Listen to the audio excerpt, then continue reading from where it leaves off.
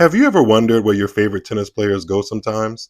When they mysteriously fall down in the rankings, far away from where you once fell in love with them? Is it injury? Is it burnout from the sport? Distractions? Let's talk about some popular professional women's tennis players who, at one point in the not so distant past, felt like they were on an upward trajectory to the top of the sport, but now seem to be on the comeback trail, transitioning away from playing or just flat out not playing that well.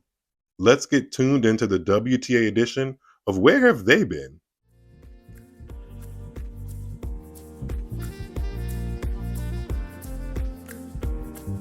Paula Badosa's rise to fame truly started in 2021 when, in addition to making her first run to a Grand Slam quarterfinal at the 2021 French Open, she took home the trophy at Indian Wells later that year in one of the biggest moments of the sport and best tournaments on the calendar.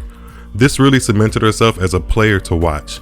Now, here we are in 2023, and she's yet to make it back to another Grand Slam quarterfinal and has fallen down to number 65 in the rankings, which is around where her ranking hovered before she made her big breakthrough. In the 2023 season, she showed bits and pieces of the form that got her all the way to world number 2, with wins over Haddad Maia, Coco Gauff, Karolina Muchova, and Ons Jabeur. But in between those wins, there were long spells of a thigh and back injury that caused her to miss 3 of the 4 Grand Slams this season. She's shown she can inject pace and play with some of the best, but does she have the will to climb back up to the elite level of tennis once again? By now, if you follow tennis, the name Bianca Andreescu has to have come across your desk once or twice. Her absolute breakout season in 2019 saw her win 2 WTA 1000 events in Indian Wells and Toronto and beat guaranteed Hall of Famer Serena Williams in the US Open final. Fast forward to 2023 though, and a lot of the hype and excitement that swirled around her has died down quite drastically, and she sits at a lowly 96th ranked in the world. There are few who doubt that when she's playing her best, she can hang with anyone, as evident by her wins over Maria Sakkari, Victoria Azarenka, and a second set tiebreak loss to Iga Swiatek, all in the first half of 2023. From June to August though, she played 6 events and got a combined 4 wins. The slump culminated in a withdrawal from the place she was once champion, the US Open, due to a back injury. The Canadian is still only 23, but the question remains, will her body allow her to regain some of the electric form she showed 4 years ago? Jennifer Brady is one of those players where, if you didn't pay attention when the sport picked up after the COVID-19 pause of 2020, you might have missed her. The Pennsylvania-born right-hander with a huge forehand helped her college teammates at UCLA bring home the NCAA Division I Women's Tennis Championship back in 2014.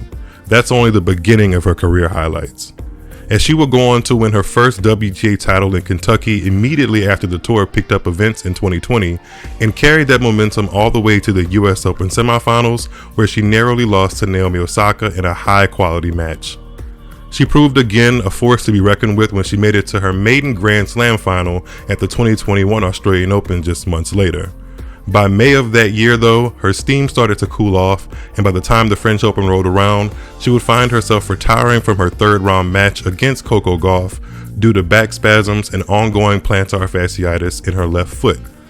The next time she felt fit on a professional court wasn't until July of 2023, when she played her first matches for almost 2 whole years. She showed flashes of the powerful all-around game that got her inside the world's top 15 by defeating Jelena Ostapenko and coming within a set of beating Elena Rybakina, all before the US Open.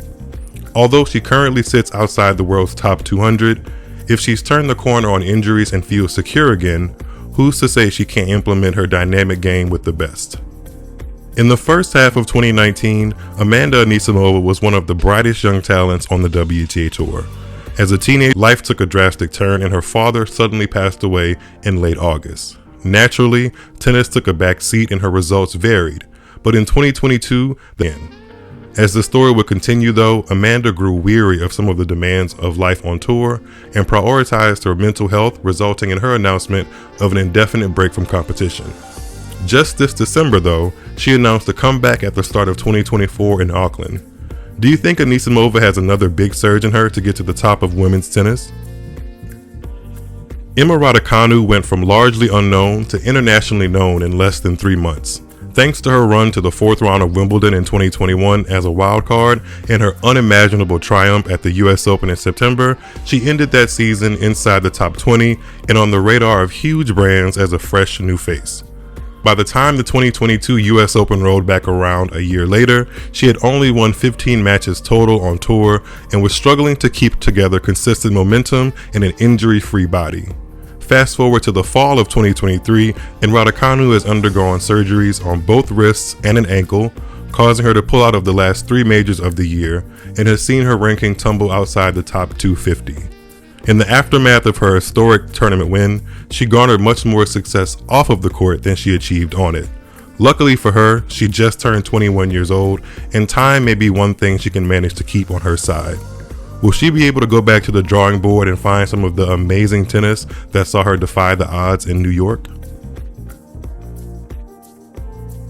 Of course, let me know your thoughts and feelings on the tennis players discussed in this video. And if you have any other examples of players that may fall in the "where have they been" category, don't be shy to drop them in the comments below. And because I'm mostly only focused on the broader view of these players, if you would like a deeper dive into any of these athletes, let me know so I can work on that in the future.